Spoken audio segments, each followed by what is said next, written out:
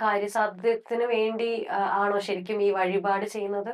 വഴിപാടെന്ന് പറയുന്നത് ഹിന്ദു സമൂഹത്തെ സംബന്ധിച്ചിടത്തോളം അവരുടെ ജീവിത ചിന്താഗതിയിൽ ഉറച്ചുപോയൊരു പദമാണ്. ഉം. ഇഷ്ടംപോലെ വഴിപാടുകളുണ്ട്. നമുക്ക് ഓരോ അമ്പലങ്ങളിൽ ചെന്ന് കഴിഞ്ഞാൽ നമുക്കറിയാൻ പറ്റും. അതിന്റെ നിവേദ്യങ്ങളുണ്ട്, ഉം. പാൽപ്പായസം അതെ, വഴിപാടുണ്ട്, അതെ, അതെ, അതെ. അതുപോലെ നെയ്വിളക്ക് അതെ. വഴിപാടുകളുണ്ട്.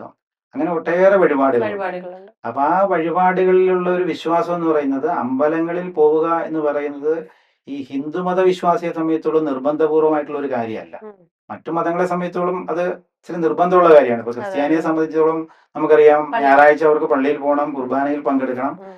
ഇസ്ലാം മതവിശ്വാസിയെ സംബന്ധിച്ചിടത്തോളം അവർക്ക് കൃത്യമായ സമയമുണ്ട്, നിസ്കരിക്കാനുള്ള അതെ, അതെ. സമയമുണ്ട്. അത് ജീവിതത്തിലെ ഏതൊരു സ്ഥലത്തായാലും അവർക്കത് ചെയ്യാം. നിർവഹിക്കാനുള്ള സൗകര്യങ്ങൾ നമ്മുടെ പൊതുസമൂഹത്തിലുണ്ട്. അതെ. പക്ഷെ ഒരു ഹിന്ദുവിനെ സംബന്ധിച്ചിടത്തോളം അതത്ര തീവ്രമല്ല.